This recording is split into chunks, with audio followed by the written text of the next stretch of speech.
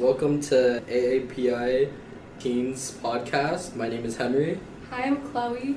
Hi, I'm Emily. Hi, I'm Sophie. Hi, I'm Maggie. And I'm David. This episode, we're going to be talking about mental illness. So I guess we can kind of get started by giving our definition of mental health and mental well-being and mental illnesses, kind of just chalked together. But because last time if you watched our last episode, you might have heard that we had one concrete definition, but because mental health is a little bit more of a subjective term, we thought we could all go around and kind of say our own definitions and say how we kind of define mental health for ourselves. I guess I would define mental health as just the things that inhibit and the ways you allow yourself to feel at peace. There's lots of factors that can make it hard for you to feel relaxed and in control of your life, and those factors can be prone to or be driven by mental illnesses. I think mental health is how you think about things, how you feel things, what you do about stress. Yeah, so I agree. I think mental health is how you react to certain situations and what you do when you have certain feelings like stress, or how you relate to others in certain situations. I think, I'm not really sure, but I feel for me, it's kind of just everything in your life except what isn't the physical health. It's everything else. So along with how you process different situations and just your general outlook on life.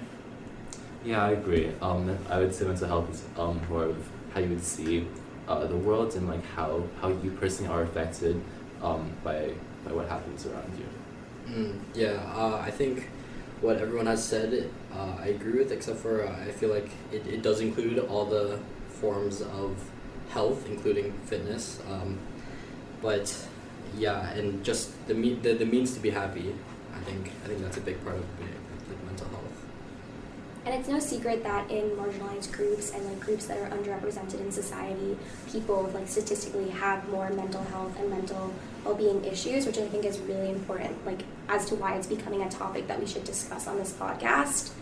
And I also think it's important that we can start by just giving another definition of what it means for toxic masculinity. I feel that's something that maybe some people know and some people don't know, but just the idea that a lot of times men, and particularly AAPI men, may feel inferior based on the fact or taught by their parents or by people around them that because they're men they have to be stereotypically masculine and strong. So that's kind of another definition I felt was important to bring up.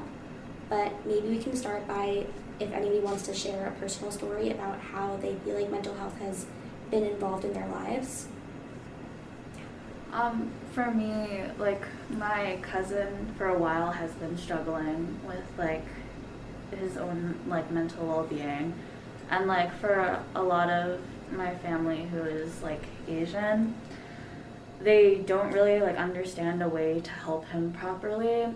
Most of it is just kind of, oh, he's throwing a pity party for himself, he needs to get back on his feet. And I feel in general for the AAPI community there's a lot of this stigma around mental health where it's not really something pertaining to health, it's really more your mindset and you can change it. Yeah, I agree. I guess in the Asian community, mental health is seen like a weakness, something that one should just overcome by just being happy. You seem every other type of physical element. For example, if you get a cut in your finger, children from a young age would know that it's important to wrap a band-aid around it. But it's really taught in Asian communities or in communities as a whole around society of what to do when you are struggling with these things in life. I mean, I think it's really important, the analogy you just gave about for physical health, people know if they cut their finger they have to get a Band-Aid. It's the same thing with mental health and therapy. Nobody would judge you if you broke your leg and you had to go to a physical therapist to do recuperation and make sure that you could walk again. But if you have something going on mentally and you're feeling depressed or anxious or whatever you're feeling, it should be the same idea that because you have something going on, you should go see a therapist or go see a psychiatrist, because in the same way that you need help if you broke your leg, you should treat your brain the same way. And I think also with the stigma of mental health, even going to a therapist, and as much as I hate to admit it, but how I don't know if it's just society or like a little bit of my parents as well, but it's like the idea of like someone going to a therapist, it's seen as like very strange and not really normalized, and it's only been recently with like the discussions of mental health and how important it is for your overall well-being that like I've started to understand that like going to therapy is really important and it shouldn't be seen as something only for like weird people. So I think that mental health isn't talked about enough in AAPI communities, since usually a lot of people, if they have problems, they would seek help, but in a study, Asian Americans are 3 times less likely to seek mental health services than normal people, whites, where they talk about it more openly than AAPI communities. Yeah, going back to what Maggie said, personally, I always like thought of therapy as only people who have like severe mental illnesses and who like really need help, like to a point of no return. That's what I've definitely thought of therapy for, like personally, if I were to do that. But for other people, I've always thought it was nice. But definitely what I've learned from my parents and plus just like Asian American society, therapy is very looked down upon. And I think like the stigmatization around therapy is something that is like prevalent in so many communities, and like what we just discussed like is not talked about enough. And I think that's why it's so important that from like a young age, especially in like a school setting, like people are taught that like therapy is not something that's like for like quote unquote weird people. I mean, every single school district has like a district sanctioned school psychologist, and I think that if children were taught from a younger age, like this is somebody that you can go to whenever you're not feeling like happy, like that's something that would hopefully be made as like a destigmatization factor, just because it is so hard for children to admit that they need help, especially if they have pressures from home telling them that like getting help is not something that's like, or something that's looked down upon, or getting help is not something that they can do. So by having a school psychologist say to children, or having a teacher say to children, advocating for them and making sure they feel heard and seen is something I think is important to start doing from a young age. Yeah, and like to add on to that, like when I was in elementary school and middle school, I kind of really never heard of like a school psychiatrist or a therapist. And like I kind of always knew that there was one in my elementary school, but it kind of just like it never occurred to me that it was like just any kid could go there. I kind of just thought it was for like kids who were like getting in trouble. So like and then when I entered high school, I feel like all of a sudden I just got like this introduction into like therapy and like all these resources for students. But I feel like had there been like this these resources and had they been abundant in my youth, I think that would have been, you know, just super important. Yeah, definitely. I mean, I think also with the pandemic, and we can like go around and share personal stories if you want to, but people have been faced with lots of larger challenges surrounded by mental illness due to like the isolation and just kind of like the difficulty with dealing with what was like a abnormal society in March of 2020. And I think it's the one, I guess, small benefit is that I think a lot of schools did really focus on making those like resources available. I feel like when lockdown started, the schools all sent us an email saying like, here are people you can talk to if you're not doing well with what's happening right now. So I think that while a lot of people suffered, I hope that some people might have felt like here are more people that can help you. I don't know if anybody had anything they wanted to share about that. I just like talking about the point. I feel like the reason why I think mental health illnesses have occurred and have been more prevalent as a result of the pandemic is mostly due to stress. That's also why like it's more prevalent in high school or college later in life compared to when you're in elementary or middle school, because like there is more stress, there is more pressure put upon you either by your parents, or if you have a job, it's like the stress of not knowing whether you will have that job the following week, especially during a pandemic when like the whole world is like in shambles and stuff. Yeah, and I know for a lot of my friends who, you know, are now in high school, they're looking at colleges, they're focusing on grades, or like maybe they don't have the best financial situation or they've been severely impacted by COVID. it's like a lot of stress on them, and for some of them it's just, I just hope that they can kind of make it out, and it's, you know, it's just really important that we have like different resources and stop the stigma of like mental health is weird. Right, of course. I think that's, again, so important what you just said, and just to like reiterate that idea, like making mental health resources available to everybody, and definitely like destigmatizing the idea that like mental health is not weird, it's not something to be ashamed of. Like when you do feel sad, or you do feel depressed, or you do feel stressed about whatever's going on in the world or in your life particularly, like your feelings are completely valid, and everybody should have the opportunity to get the help that they need when those feelings do present themselves. Yeah, so I think everyone should know that mental health resources do exist from like a young age, so that they do know that if they have any problems, they would be able to use these resources. And I guess a question I could ask everybody is, does anybody feel like the pressure that they get put on them, whether that be from parents or school, or just kind of like their self-ability to like need to do well, has affected their mental health in any way? Because I definitely know, like when I was like last year, especially when I was looking at colleges and like writing my Common App essay, like that stress that was I put on myself to succeed, and like the societal pressure to like go to a really good school and do really well in like a very competitive academic environment really increased the amount of stress that was in my life. I think for me it was like balancing all my extracurriculars, especially in 10th grade, where I was balancing so many different things. I barely had time to do like anything for myself. At that point I was definitely most stressed, because there is of course you have to the pressure of getting good grades, and then there's also the pressure of succeeding in those extracurriculars, so you can stand out for college. That was the hardest point of my whole high school career, which was 10th grade, balancing all the different things. Yeah, similarly high school, like in 10th grade I was full online, so like I don't know, just sitting at a computer for like 7 hours a day was just like a lot, like physically and mentally, just like a strain.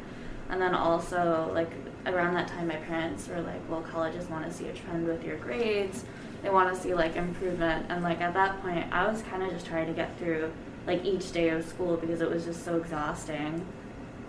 Yeah, I agree. Like definitely during the pandemic, the isolation aspects of it, or like right at the beginning, when most people didn't have any idea of like how long it's gonna last for, and everyone was like quarantined at home, not being able to like see my friends, or like not being able to like hang out and like talk to people outside of just my family, definitely took a toll. I guess what you said was so important, like taking each day like one day at a time when you do feel those like moments of stress arise, because I mean that's kind of like how sometimes that's the best way you can get by, and it's too hard to like think so far in the future. So that idea of like taking each day one day at a time is so important when you're dealing with these issues of like feeling overwhelmed or feeling the repercussions of having a mental illness. do you guys know why it's so difficult for Asians to like say that they have a mental health illness and to actually find mental health resources all over the world, since insufficient access to mental health services in Asian American communities specifically is a very big problem nationally? I can say at least like for my mother, her parents were like Chinese immigrants when they moved to America, and then her and her sisters were born here in America. She tells me that a lot of the time, like because her parents were like immigrants, they kind of have that thing of like tough it out until like you like find success, or like don't complain, you know, you have to like get up and like do something. So like to them it was like showing like emotional vulnerability or weakness was just seen as something, like it just wasn't something that they were used to or even considered. Yeah, and I think that goes back to the whole model minority myth, which we did an entire episode on, which was our first episode. But I think it really comes down to the mindset, getting help for mental illnesses.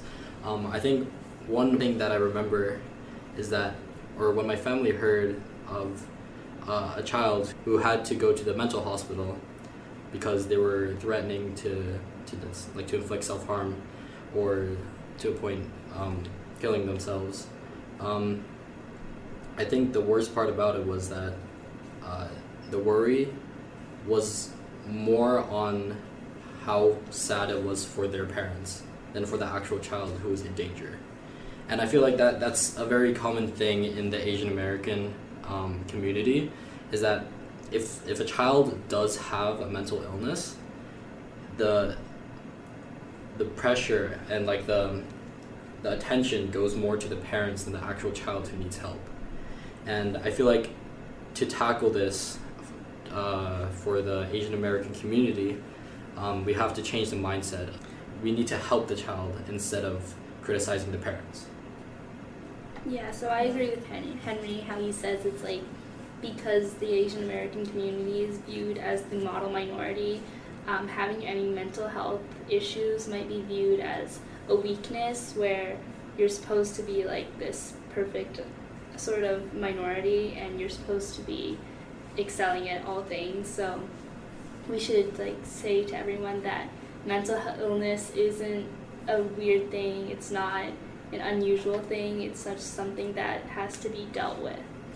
Yeah, and also like with that whole minority myth, like I feel like for the rest of the world and how they perceive like the AAPI community is that like we're like the most successful, we're the smartest, we're great at math, and like we get like all of the good stereotypes, but like so then like when I feel like when like members of the AAPI community come out and talk about how like they're struggling today or they suffer from like extreme anxiety or depression, it's like the world doesn't meet them with pity, but instead with like, how can you feel this way when you have like so many advantages?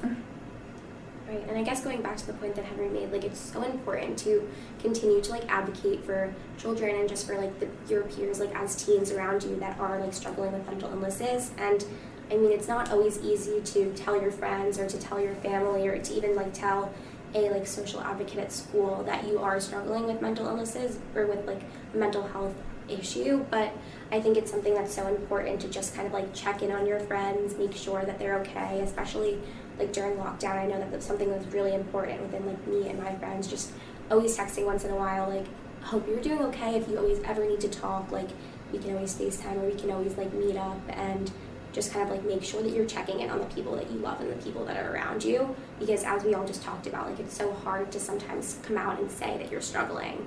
So I guess it's important to advocate for the people around you. What are ways that you guys think you have either, I guess, been able to prioritize your mental health or have attempted to prioritize your mental health? Like I know for me, I sometimes try to like, okay, like I have so much to do and I'm so busy and I'm doing all this stuff, but I'm gonna take 5 minutes to just kind of like go outside and like walk the dog and just like take a second. For me, I do that too as well. Like sometimes I'll have like different kind of study increments. So I'll do like 25 minutes of studying and then 5 minutes of a break, or other times I'll go outside, walk the dog, and then sometimes I'll just be like, I'm done for the night. Like I understand that I'll have like all this stuff tomorrow, but like tonight I'm just it's been a lot and I just kind of want to give myself a break. Yeah, I mean, like sometimes if you have a lot to do, you can just like organize it out throughout the day so that you don't have to do a ton of stuff on that one day right before everything's like due, and you just do a little bit each day. I guess like school is definitely like a main stressor for a lot of high schoolers, and something I come to realize is that like high school in general, or like education in general, is a marathon. It doesn't depend on what you do that one day before a test, but like it's a marathon. It's like the build-up of tests.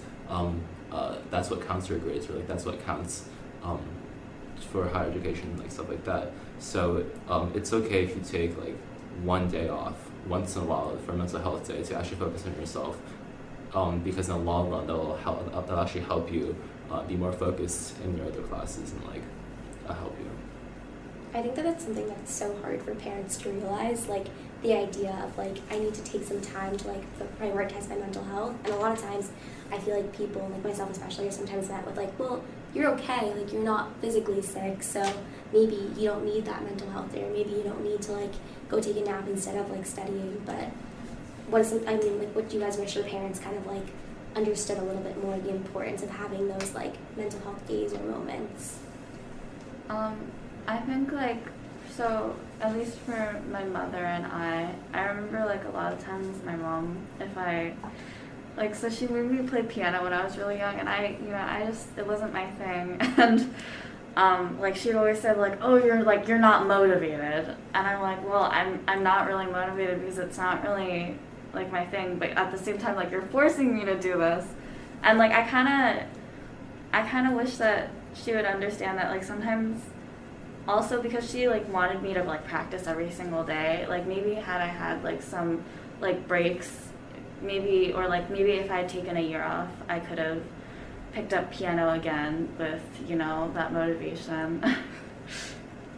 Right, it's so hard to force yourself to do something that you're not passionate about or that isn't like bringing joy into your life.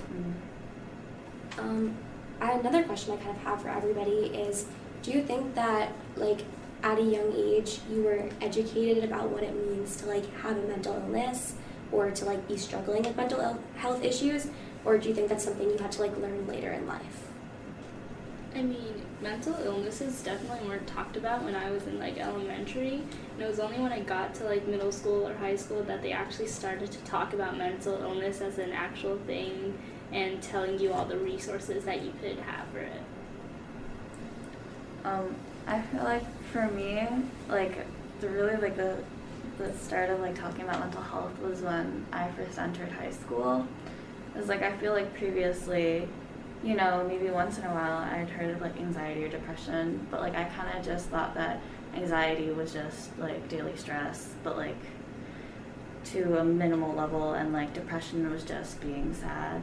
And then if I heard like someone had severe anxiety or severe depression, I just kind of considered that like an anomaly, and I didn't really, like, the whole idea of like mental health wasn't really a thing until like social media started talking about it, and like I had social media starting in high school.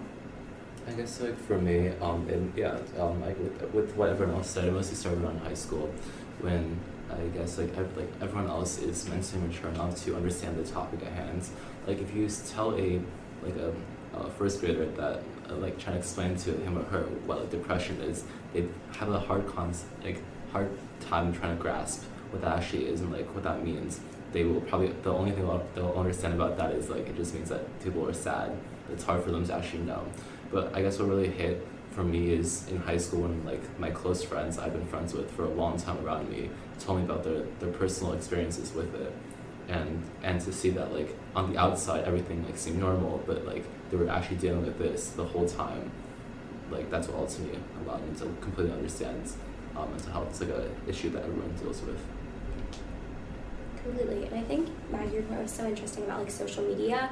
I feel like that's something that we could talk about, like the idea of how social media has either like broadened your understanding of like what mental health is, or if social media is something that's been kind of like diminishing and difficult for some people's mental health, because I feel like it's almost like a catch-22 in the sense where it's sometimes it can be so helpful for like educational purposes, but also like with the amount of like cyberbullying and I guess sometimes just like the influx of such like negative news can be really draining for people who go through mental illnesses.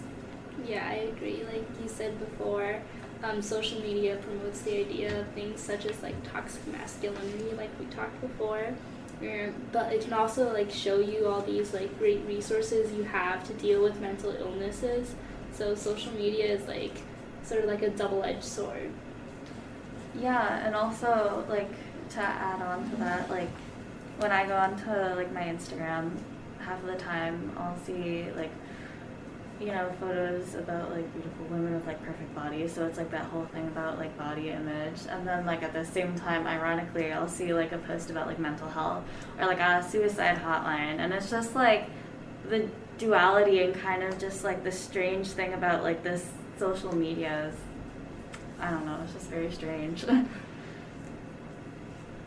No, completely. I mean, it's so, as you said, like, social media can be such a great place to advocate. And like you said, like, I know, like, the suicide hotline, like, recently changed their number. And I saw all over social media, like, people posting about it and people, you know, putting it on their stories, like, look at this great thing. Like, you know, now everybody should know that, like, there's a new number for this hotline. But then also, as you said, like, social media really, like, projects the idea of like the ideal body standard and like this is how you have to look, this is how you have to behave if you want to be successful. So I feel like it's something that needs to be managed in such a delicate and I guess particular way.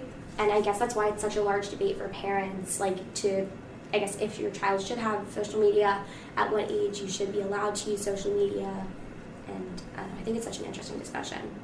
I guess like talking about what I said before about like toxic masculinity, like definitely I think that society as a whole tries to force this notion of like men shouldn't show their feelings, they should hide it for themselves, and they should just work hard to overcome that.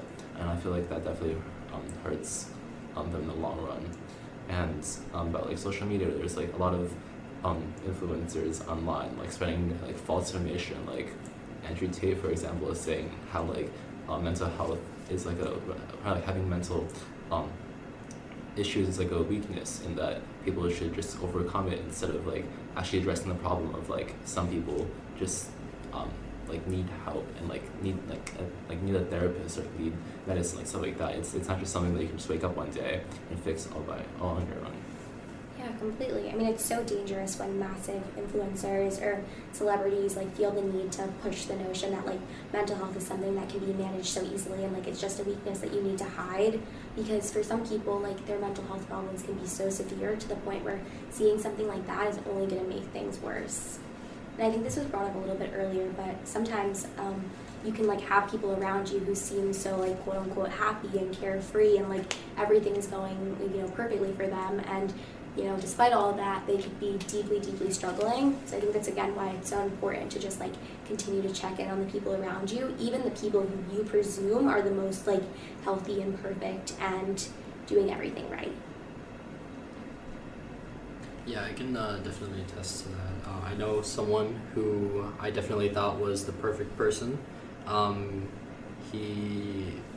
not going to say his name, but he was a state champ wrestler. He went to Harvard, and it seemed like he had a great personality, could really make friends, very personable.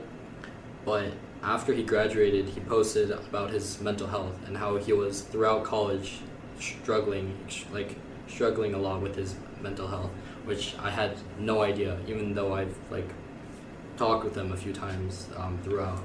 And I think that definitely shows how mental illness is not something that can really seen from that can be very easily hidden, and that can be very dangerous.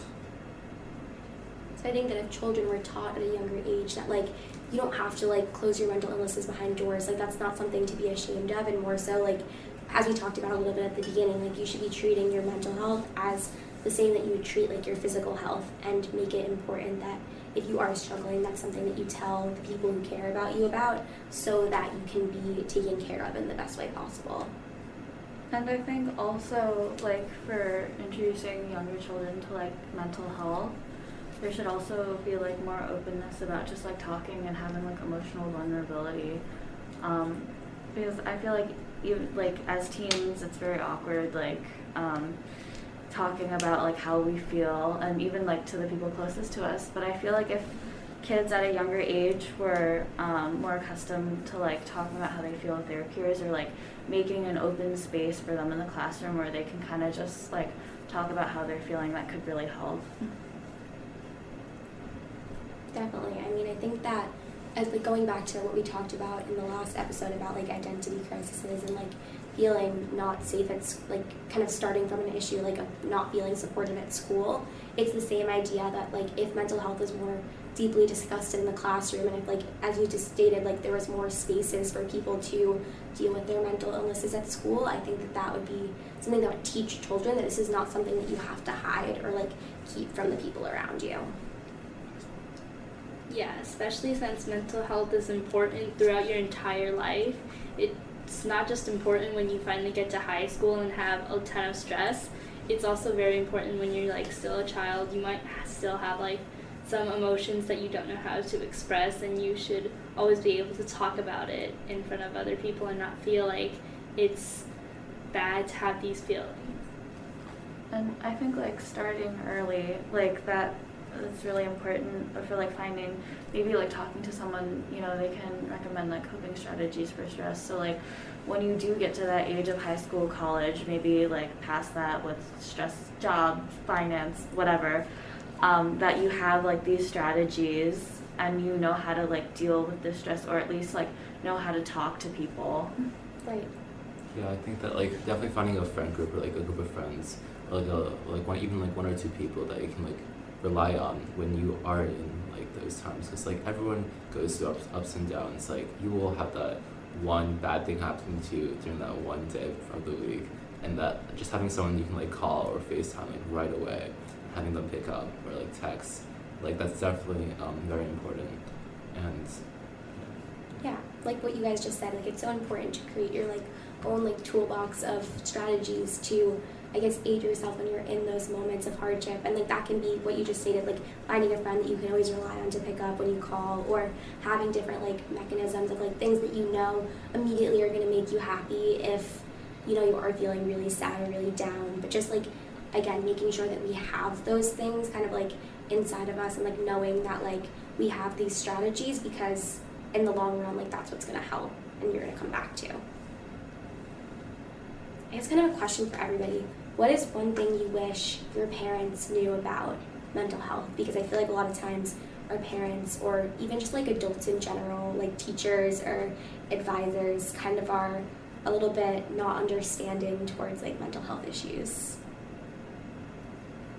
For me, I think I wish that my parents kind of knew that, like I think for my parents, they kind of thought that like mental health, it was really more about like what, like the emotions that you're feeling in the moment, and that like they can always pass and you can change your outlook.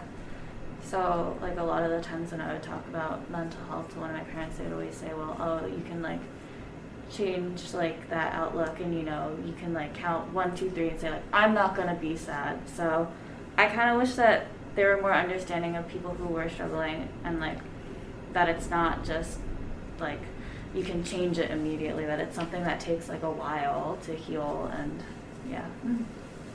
I guess like going back to what I said before about having a group of friends, I think that's definitely something my parents overlook. Like being able to like hang out with my friends on a weekly basis, like maybe Friday nights and stuff, being able to like go somewhere with my friends, is something that's valuable in the long run. Like they would sometimes want me to go home, like stay home and study instead of going out, which I guess kind of makes sense for them, because the way they grew up was like I said in the last podcast, of like just studying hard and working hard, and then it paying off in the future. But like having that once a week where you can spend time with people like who you actually trust and like feel comfortable around, that's definitely beneficial.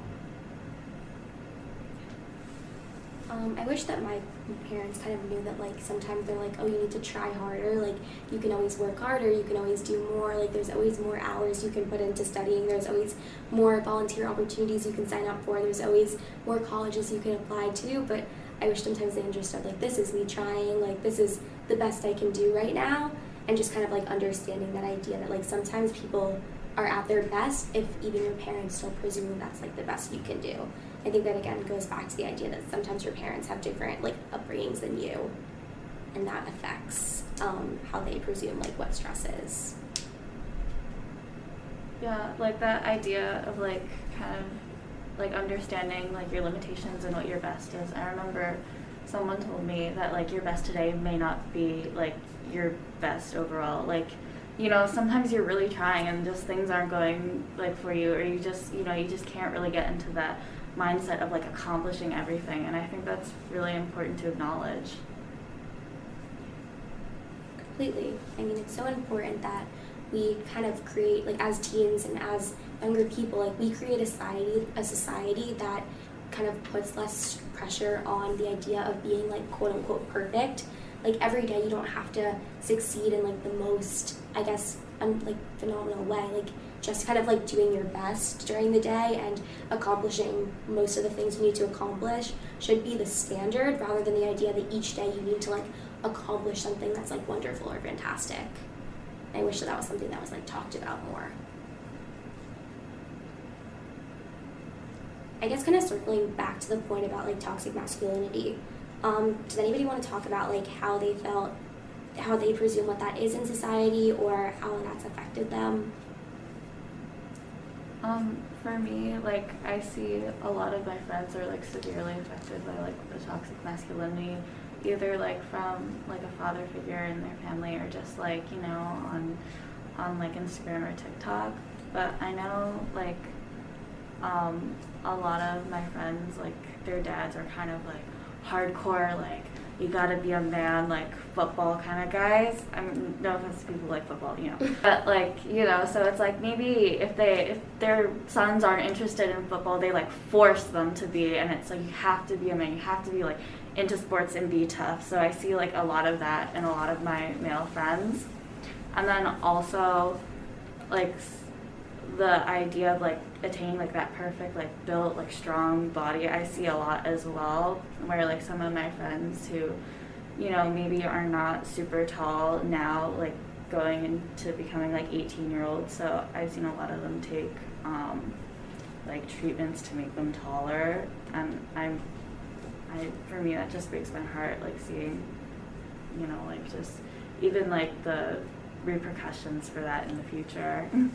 Yeah, definitely. I hate the idea that in society, like the idea of being tough comes down to the idea of like physical fitness. Like, I mean, obviously it's good to like be healthy and to exercise, but to some extent, like the idea that like to be strong means you like can like lift really heavy weights is not holistically true, because to be strong also means that like when difficult things happen, like you know how to react, and you react in like a healthy way, and that you can also be really strong at music or art. And if you're a male, like that doesn't mean that that makes you like quote unquote girly if you like to draw.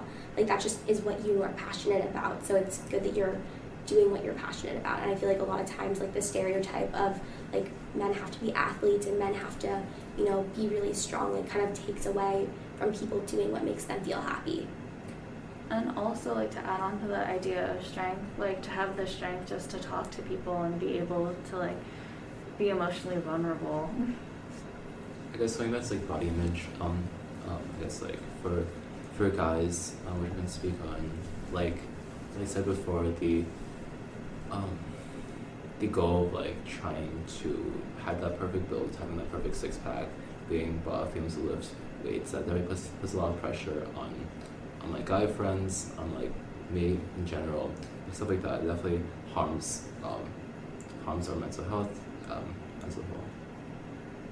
Yeah, so I think the idea of toxic masculinity, like guys have to be able to like just not show their emotions, and they have to be like strong, they have to be able to do a bunch of things that guys in general should be able to do, like you said, like football and like build up their body.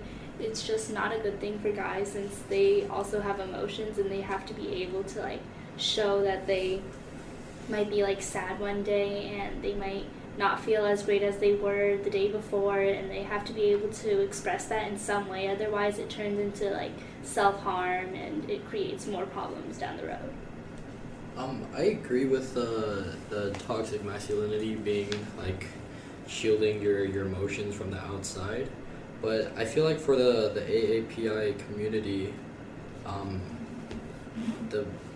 the toxic masculine traits don't really include like being buff and like doing sports. I feel like definitely for Americans in general, that is part of being masculine, being able to do a sport well. But generally for the AAPI community, it's not a super big point that is driven by our parents.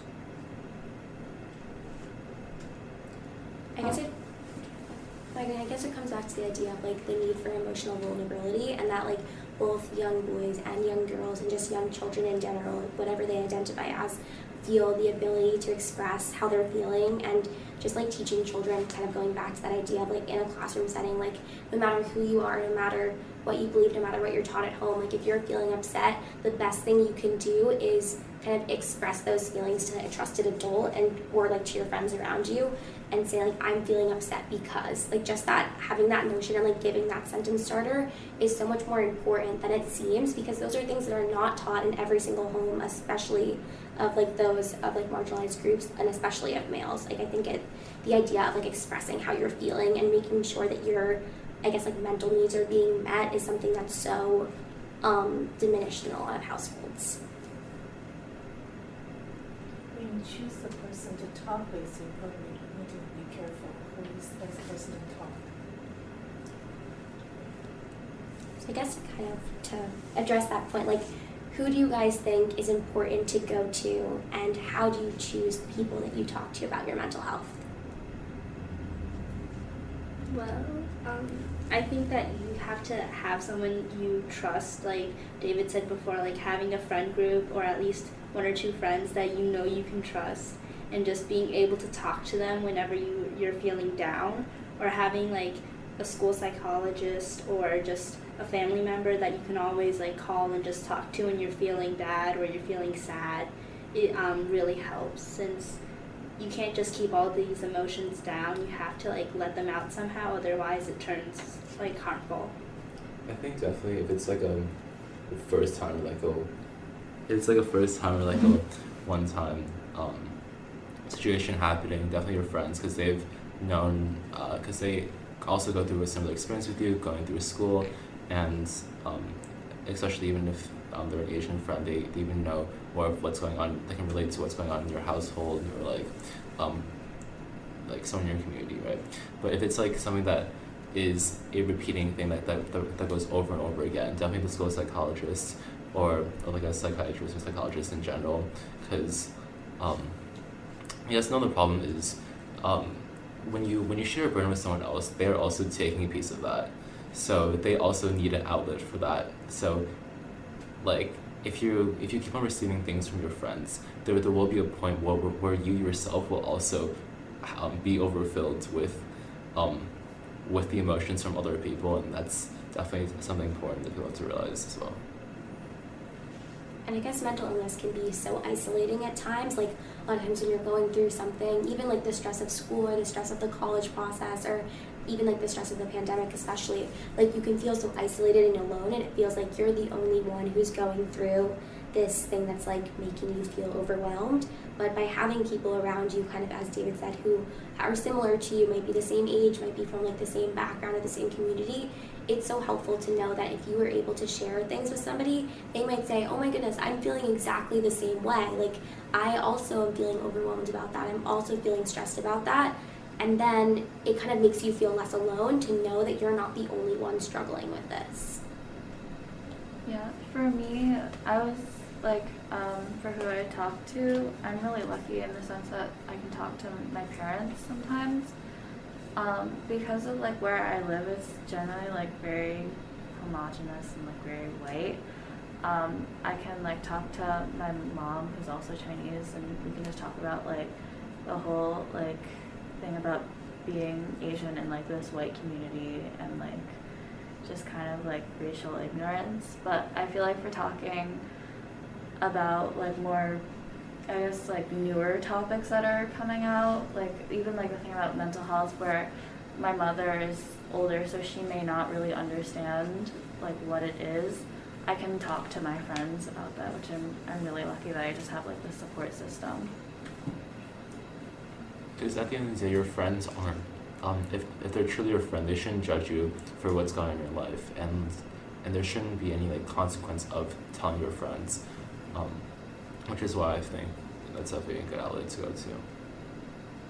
Definitely, the best people around you should be there to celebrate your biggest successes, but also be able to pick you up when you kind of like take the biggest hits. And I think it's like so important what you just said, like if people are judging you for what you're going through, then maybe they aren't the best friends to have in your life. So it's so important to know that like you want to surround yourself by people that are going to really help you in those moments where you feel down. And I guess something that was interesting that you said about like the fact that a lot of times our parents maybe don't know about like what it means to be like to struggle with mental health issues. Like, how is one way you guys think you've been able to maybe not like educate your parents, but has there been the opportunities, do you guys think, to like have those difficult discussions where you say, well, this is like what mental illness is, or do you think those are kind of like few and far between? I'm kind of lucky in the sense that like I get to talk to my mom a lot of times, and like she'll talk about how like her friends will go to her and talk about like their struggles, and sometimes like she'll judge them a little bit, and I'm like, well, I mean, technically I think of it from like their perspective and like what they're going through, and you know, sometimes they listen, sometimes they don't, but I feel like just even talking about it and like destigmatizing like this whole topic is like really a step forward. Yeah, definitely. There's such a large stigma, as you said, like around the idea of like not being like in the best like mental state, and I think that that's something that really needs to be more prevalent. And I think that that also connects to the idea of like the way that mental illnesses are like perceived in like the media, and the way that like different movies and TV shows are able to like discuss mental illnesses. I know that like there's a couple like movies, I don't remember the specific titles, but we talked about like in our health class, just like about that like would put mental illnesses like as the main topic, but they'd make them seem like if you did have these mental illnesses, like you were violent or you were like psychotic, or just like making them seem like that's not something that you could have and still be a functioning individual in society, which is like completely false. Like people who, you know, deal with stress or anxiety or whatever mental illness they deal with, like it doesn't mean that they're dangerous, and I think it's really bad that the movies are kind of like sometimes perceiving them to be that way.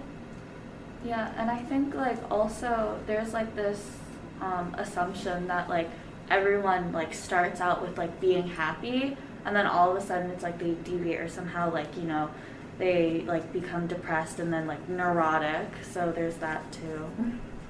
Yeah, I feel like social media usually takes mental illnesses to like the next level where not a lot of people actually are. It's like they make mental illnesses seem so much more serious than they actually are, when it's actually just they're feeling bad for a day, or they just really need someone to talk to, and they're just making mental illnesses seem like it's a stigma, it's something that you should be ashamed of, when in fact it's just something you could get help for really easily.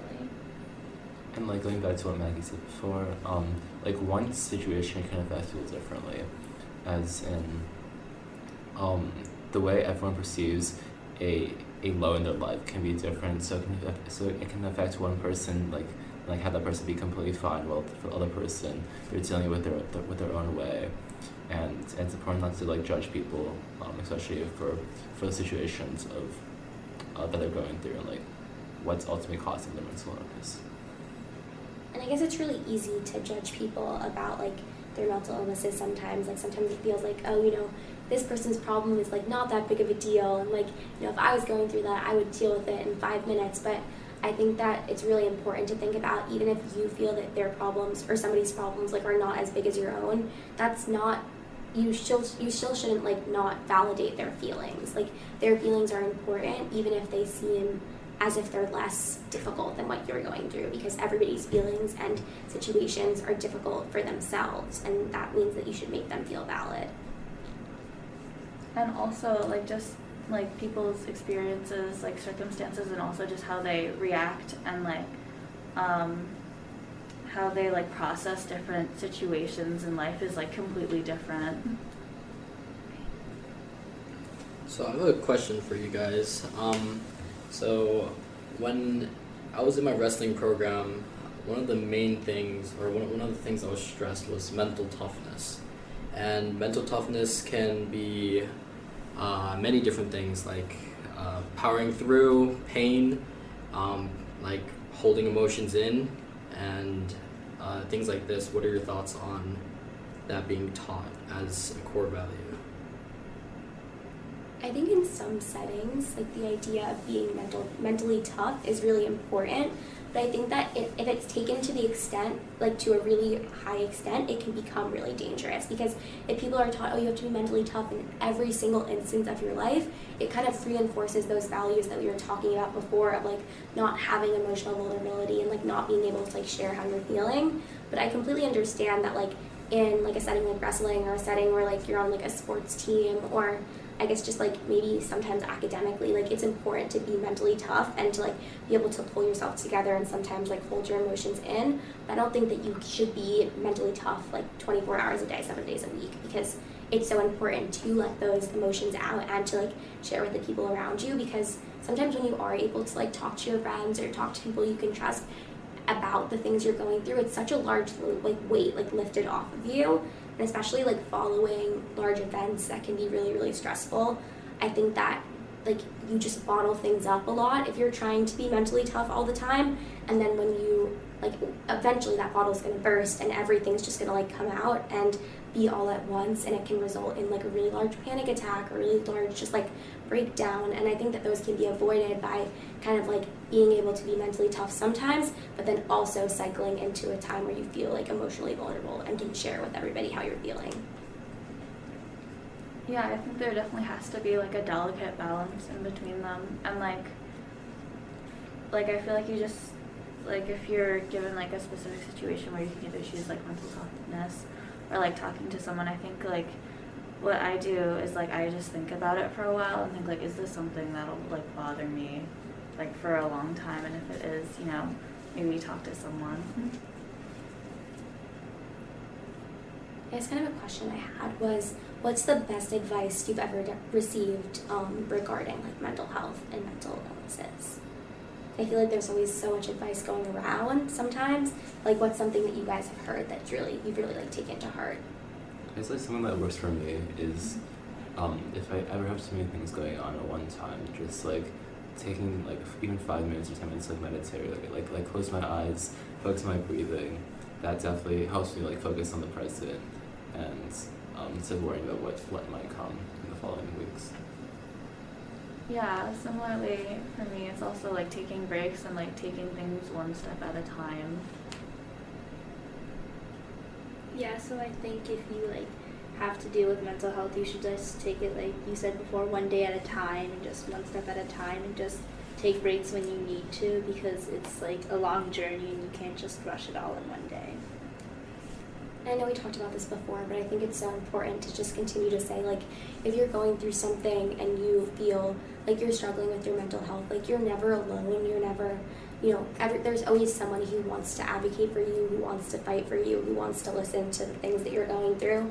And it's so important to know that even if you feel isolated and to yourself, like, people want to help you. And there's, I mean, especially in school settings, there's always someone there for you if you ask.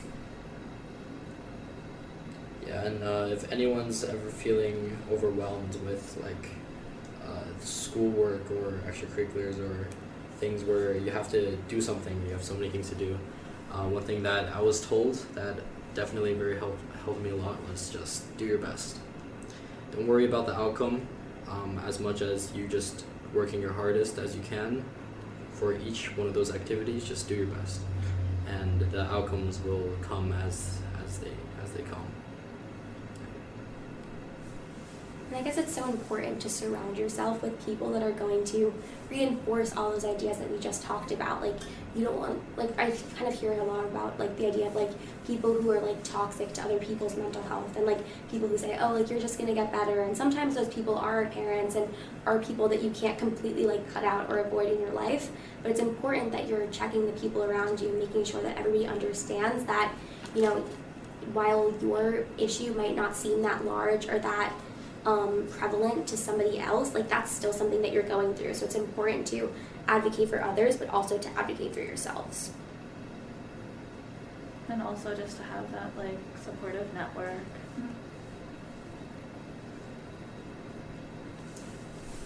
So I guess something that we can, like, talk about a little bit is what's, like, I guess your understanding of, as you kind of, like, grow up and get older and eventually maybe you're going to be a parent or you're going to have some influence over children, how are you going to make them feel as if they were comfortable to share their mental illnesses and make them feel seen?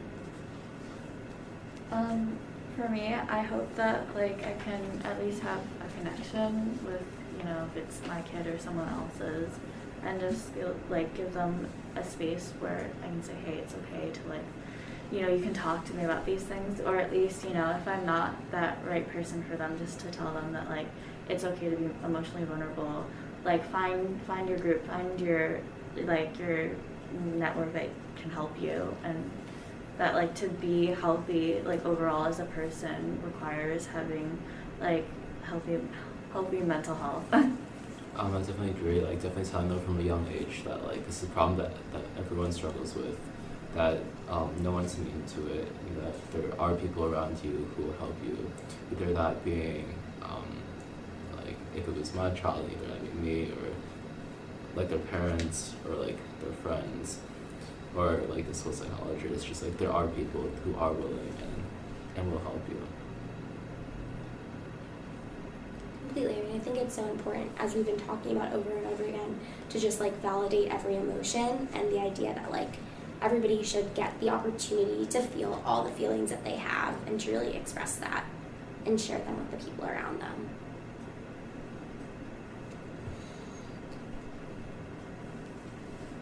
There's no difficulty is too difficult to overcome. Eventually, anything difficult will pass. As long as you have hope in your life, you will be okay. All right. I think anything else we can wrap up? Let's try to end on a happy note. This entire podcast has been pretty depressing. Yeah, so, no, that's good. Let's think about that. So, I guess kind of something that we can end with and kind of share with everybody that's listening is that for a lot of people, maybe in this room or just kind of in my life or for me in general, like I've definitely struggled with lots of mental health issues, and something that's always good to know is that it may feel like you've hit rock bottom, that things are never going to get better, that the stress is never going to go away, but it's so if you do reach out to people around you and you do find your group like we talked about and find people to talk to and advocate for yourself, like there is a light at the end of the tunnel, and there is the possibility that things can get better if you take the right steps and really surround yourself with people who are going to help you feel better.